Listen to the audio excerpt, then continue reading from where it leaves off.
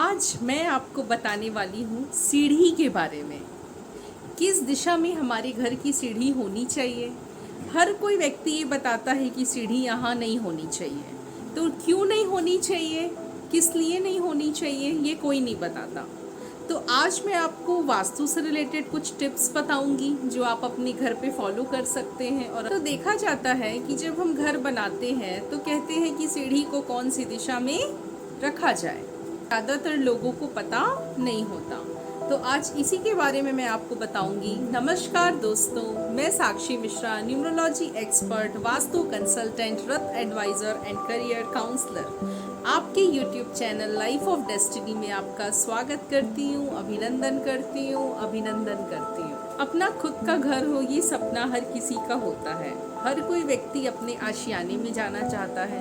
सपना तो होता है घर बनाने का, लेकिन व्यक्ति क्या चाहता है कि उस घर में वो शांति से रहे, खुशी से रहे, सुख से रहे, चैन अमन से रहे। जब हम घर बनाते हैं तो हम चाहते हैं कि हमारा घर कैसा हो, वास्तु के अनुरूप हो, क्योंकि हमारे घर की जो दिशाएं होती है ना, हमारे घर की जो दिशाएं होती हैं वो हमको कुछ नहीं बल्कि बहुत कुछ देना चाहती है, क्योंकि जो प्रकृति होती है वो उस माध्यम से हमको देती है। तो जब हम घर बनाते हैं तो घर की सभी दिशाएं हमको कुछ ना कुछ देती है। तो आज उसी टॉपिक से मैंने एक टॉपिक निकाला वास्तु से, स्टेयर्स। जी हाँ, सीढ़ी। मैं आपको बताऊंगी कि हमारे घर पे कौन सी दिशा में सीढ़ी नहीं होनी चाहिए। कौन सी दिशा में सीढ़ी होती है तो लोग परेशान रहते हैं। तो सबसे पहले मैं बताना चाहूँगी पूरब दिशा के बारे में, ईस्ट, जहाँ से सूरज भैया उगते हैं राइट तो क्या होता है पूरब दिशा में जब सीढ़ी होती है तो देखिए, सबसे पहले उसका जो नेगेटिव इम्पैक्ट पड़ता है वो पड़ता है हेड ऑफ द फैमिली के ऊपर। यस, उस परिवार का जो भी व्यक्ति मुखिया है, हेड है, उसको कोई ना कोई समस्या, परेशानी रहेगी।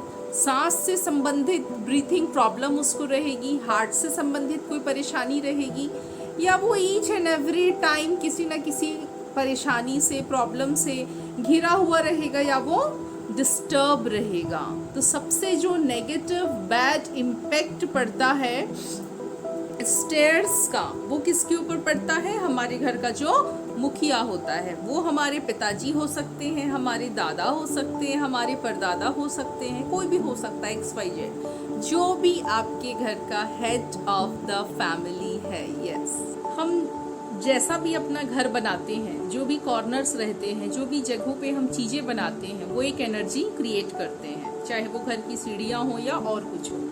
हमारी सीढ़ी रहनी चाहिए साउथ की दिशा में।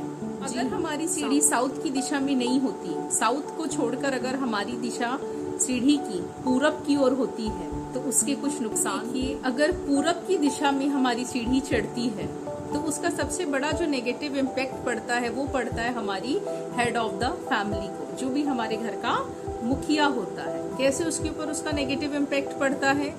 वो किसी ना किसी परेशानी से घिरा हुआ रहेगा। परेशानियां भी उसकी ऐसी होती है कि एक गई नहीं दूसरी आ गई, दूसरी गई नहीं तीसरी आ गई, या कभी कभार तो ऐसा होता है कि एक परेशानी चल रही है और फिर साथ में मल्टीपल प्रॉब्लम्स आ गई, जिसको हम कहते हैं ना, सारी समस्या एक रहता है। कुछ ना कुछ बात को लेके वो हमेशा परेशान रहेगा, हमेशा टेंशन में रहेगा, हमेशा डिप्रेस्ड रहेगा। दूसरा नेगेटिव इम्पैक्ट पड़ता है उसकी हेल्थ पे।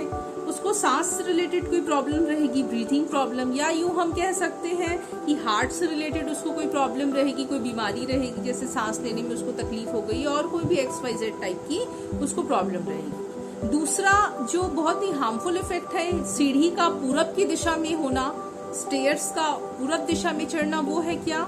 जिस घर की सीढ़ी पूरब की दिशा की ओर चढ़ती है उस घर के बच्चे कभी पढ़ नहीं पाते इन द सेंस, या तो उनकी बुद्धि पढ़ाई में नहीं लगती, कंसंट्रेशन नहीं कर पाते, या फिर उनका 100% डेडिकेशन नहीं हो पाता, या फिर वो पढ़ते तो हैं लेकिन अपनी मंजिल तक वो नहीं पहुंच पाते। या कई बार ऐसा होता है कि वो पेल ढपेल के पढ़ते हैं, पहुंचते हैं, जैसा कि अगर कोई व्यक्ति 9th में फेल हो गया, फिर 10th में फेल हो गया, फिर ब्रेक्स लगते जाते हैं, वो कभी ड्रॉप लेगा, कभी कुछ करेगा, कभी कुछ करेगा, यानी बैरियर्स बहुत आते हैं उसकी एजुकेशन में। तो पूरब दिशा की ओर जो चढ़ती हुई सीढ़ी है उसका सबसे नेगेटिव इम्पैक्ट पड़ता है उसकी अगली पीढ़ी के ऊपर, जो उसकी यंग जनरेशन है, जो पढ़ाई लिखाई कर रही है, जो बच्चे पढ़ रहे हैं घर में। दूसरा जो मैंने आपको क्या बताया कि घर का जो हेड है वो हमेशा डिस्टर्ब रहता है। तीसरी जो सबसे मेन प्रॉब्लम क्रिएट होती है कि बच्चे की शादी नहीं होती है, शादी विलंब से होती है, या कोई प्रॉब्लम्स क्रिएट होती है उसकी मैरिज पे। अगर कोई लड़की है तो बात बन नहीं पाती कहीं भी, कभी उसको पसंद नहीं आया, ये वाला सिस्टम चलता है। यानी कि कोई ना कोई बैरियर्स लगे हुए रहते हैं। तो इतना बड़ा नेगेटिव इम्पैक्ट हमने देखा ईस्ट की दिशा, पूरब की दिशा में सीढ़ी का। अब कौन सी दिशा में होनी चाहिए, जाहिर है आपका ये सवाल होगा। तो हमारी सीढ़ी होनी चाहिए साउथ की दिशा में। जी हाँ, क्यों होनी चाहिए साउथ की दिशा में? क्योंकि जो साउथ का जो कॉर्नर होता है या साउथ की जो दिशा होती है वो हमको बल देती है, तेज देती है कि हम कहीं भी कोई भी कार्य करते हैं तो हमको उसमें ऑटोमेटिक बल मिलता है। जैसे कि चट्टान, पर्वत, इसका मिसाल ले सकते हैं। एनर्जी, पर्वत क्या है, एकदम ठोस होता है। वो भी कैसा वाला पर्वत हम कह रहे हैं? रॉक पर्वत की बात कर रहे हैं, ना कि स्नो माउंटेन की हम बात कर रहे हैं, बर्फीले पर्वत की हम बात नहीं कर रहे। तो जैसे वो पहाड़ हमको बल देता है, वैसे ही साउथ की दिशा में चढ़ती हुई सीढ़ी हमको बल देती है, हमारे घर को एनर्जाइज करती है। तो अब क्या किया जाए? अब अगर हमारे घर की सीढ़ी गलत दिशा में है तो क्या पूरी सीढ़ी तोड़ दी जाए, रिकंस्ट्रक्शन कर दिया जाए, कि घर चेंज कर दिया जाए? That is not the good option. क्या कर सकते हैं? उसकी एक स्टेप को चेंज कर दें, उसको थोड़ा सा अपन घुमा दें, उसको इस तरीके से कर दें कि जो पहला स्टेप है वो किधर चला जाए, हमारा साउथ के डायरेक्शन पे चला जाए। कर सकते हैं, पॉसिबल है। पूरी आपकी जो प्रॉब्लम्स है ठीक हो जाएगी। अगर वो भी रास्ता आपके पास में नहीं है तो आप क्या करिए, या तो रिकंस्ट्रक्शन कर दीजिए सीढ़ी को, कहीं से तोड़ के मोड़ के अपने घर के अकॉर्डिंग आप उसको घुमा लीजिए। लेकिन अगर ईस्ट के डायरेक्शन में आपके घर की सीढ़ी है तो आप उसको तत्काल प्रभाव में हटा दीजिए, नहीं तो आप कितने भी प्रयास कर लें आपके घर की समस्या खत्म नहीं होगी, क्योंकि वास्तु से भी हमारी डेस्टिनी बनती है। ये चीजें क्या प्रकृति है, ये नेचर, ये हमको कुछ देना चाहती है। अगर हमको लेने की विधि आएगी हम तब तो ले पाएंगे ना। हर चीज की एक विधि होती है, कहते हैं ना, विधि से ही सिद्धि। यदि आप जानना चाहते हैं वाकई में कि जो मैं कह रही हूँ वो बात सत्य है कि नहीं, क्या पूरब दिशा में चढ़ती हुई सीढ़ी प्रॉब्लम्स को क्रिएट करती है, तो आप ये चीज को अपने आसपास, अपने नियर बाय, अपने नेबर, अपने रिलेटिव, अपनी फैमिली में एनालाइज कर सकते हैं, देख सकते हैं। आप देख लीजिए कि उनके घर की सीढ़ी कौन से डायरेक्शन में चढ़ रही है, फिर आप ये पाओगे कि जो समस्याएं मैंने आपको बताई है पूरब दिशा की, तो वो समस्या उन लोगों को होगी उस घर पे।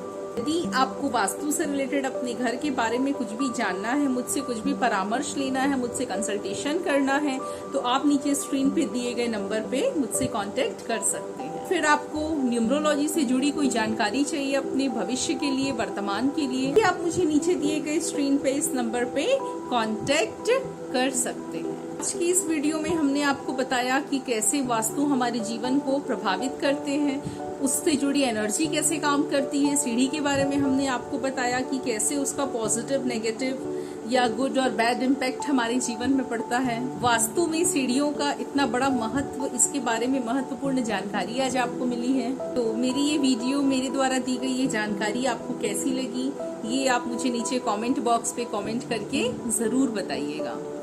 तो इसी के साथ मैं अपनी वाणी को विराम देती हूँ। जय हिंद, जय भारत।